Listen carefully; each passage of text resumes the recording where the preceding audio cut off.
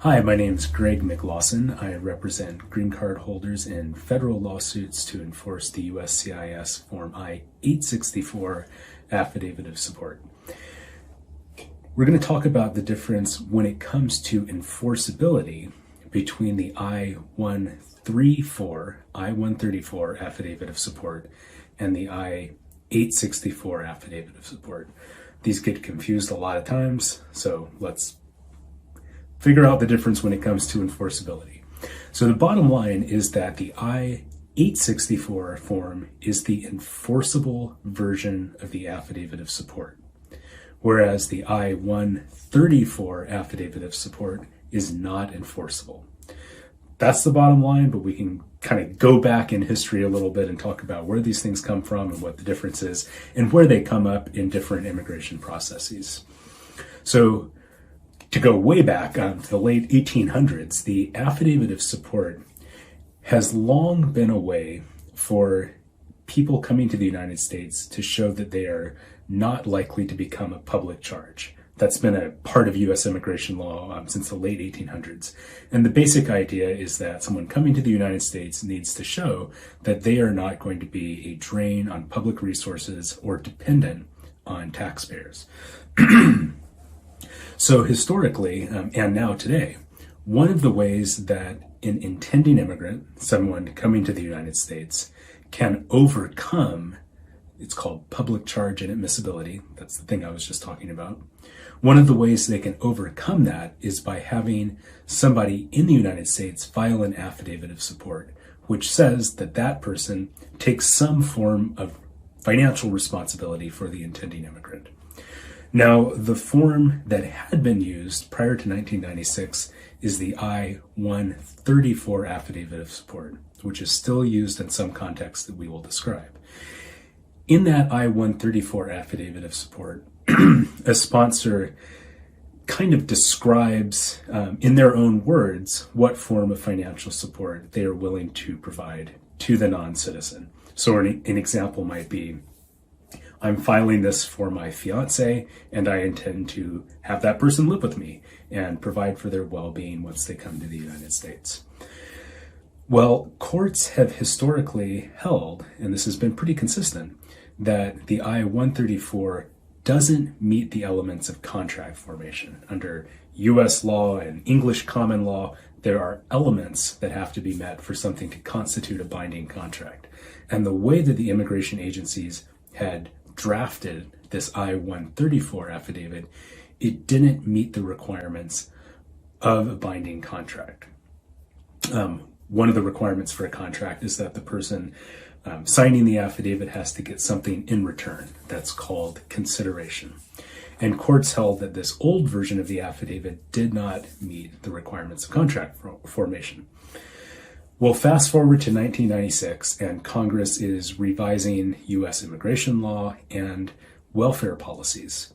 And Congress takes notice of the fact that courts have held this I-134 affidavit to be not enforceable. And Congress said, this is very clear in the records from this legislative process, Congress says, we don't like that. We want to fix the fact that this old form of the affidavit isn't enforceable. So in 1996, Congress mandates a new form, the I-864, that's what it later becomes called, in family-based immigration contexts.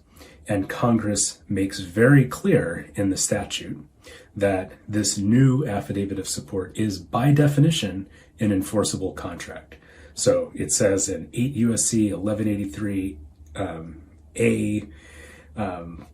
A1 that what was then INS, the Immigration Authority, isn't allowed, may not accept in any family-based immigration context an affidavit of support unless it meets the requirements of being a binding contract. So this new, again, affidavit of support, the I-864, under the law that was passed by Congress, is now required in all family-based immigration contexts. Well, what that leaves today is a slightly confusing situation where that old form of the affidavit of support actually lives on, because there are some contexts other than the family-based immigration context that still use it. Where the Affidavit of Support, the I-864, does exist is in family-sponsored immigration. So marriage-based cases, siblings, parents, and child-based petitions. Fiance petitions are an interesting example, scenario, because in those, the visa used in the fiance process, the K-1 visa, is technically a non-immigrant visa. That means it's technically a temporary visa, because when you get that, you only have 90 days after coming to the US to get married and then apply for residency.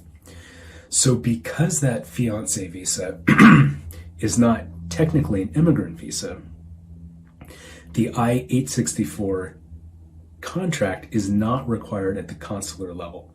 So when you go through the consular process and you get the visa from a consulate in the Philippines or in Paris, at that stage, the US petitioner files an I-134 Affidavit of Support. That, again, is not the binding version of the Affidavit of Support. It's only after that fiance gets their visa and comes to the United States, gets married, and then goes to apply for residency. At that point is when the Affidavit of Support, in its binding form, the I-864, when it is required. So that leads to very uncommon scenarios, but I do see them, where somebody comes on a K-1 visa and they either haven't gotten married yet, or they have gotten married and filed their residency application, but it hasn't been granted. And in that case, there is an I-134 Affidavit of Support that is signed and in effect, but that's not enforceable. And the I-864 hasn't come into play because the person hasn't obtained residency yet. So you can get kind of stuck in the middle of the process before that I-864 comes into play in the fiancé context, even though you're already here in the United States. That's uncommon, but I have seen it. Another scenario where I get a lot of questions about the I-134 is in non-family based contexts. So the United for Ukraine program was a recent example of this, where this came up a lot.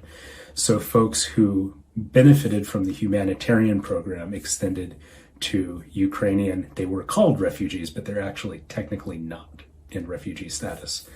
But the UFU program that was extended to Ukrainians required the US sponsor to sign an I-134 Affidavit of Support. We've had a lot of questions from folks either who sponsored people in that program or came to the United States through that program about whether those rights are enforceable. And the answer is no, because that's not a family-based program. The affidavit that's required in that program is the I-134. And again, going back quite a ways, courts have held that I-134 affidavit isn't enforceable. So bottom line, 134 affidavit, not enforceable. I-864, yes. How do you know which one you have in your case? Well, it's pretty easy. If you have a family-based, if you have residency and you got that through a family member, including a fiance whom you later married, once you have residency through one of those family-based petitioners, there is a 98% chance that you had an I-864 Affidavit of Support. There are very, very, very limited exceptions, primarily for folks who have worked 10 years in the United States. I'm here in Seattle. We see that sometimes with tech workers, so they've worked at Google, Microsoft, or Amazon for 10 years, and then they get married. That person doesn't need to file an Affidavit of Support because of their work history in the United States. But in the vast, vast majority of cases, if you came through a family-based context, you have the I-864 signed.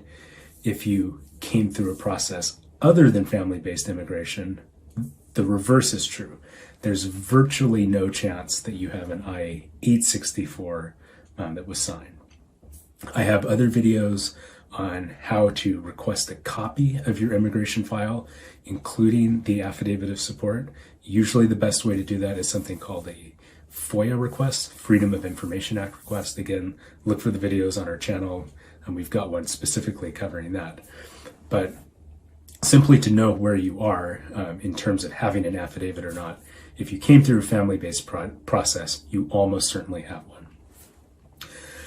Hope that is helpful and not too much history on the difference between those two.